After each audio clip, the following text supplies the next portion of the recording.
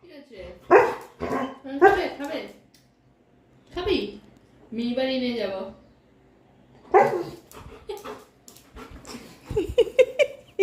অবস্থা দেখো তোমরা,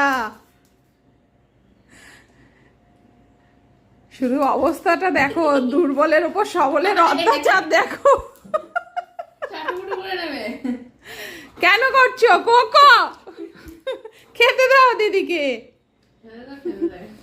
তুমি তো খেলে, এবার তোমার তো নিমেষে খাওয়া শেষ হয়ে যায় বাবা। এবার আমাদের তো সময় লাগে খেতে, এখন তুমি যদি এমনি করো কি করে হয় বলো? তা তুমিও তো আস্তে আস্তে খেতে পারো, এটা তো ঠিক নয়।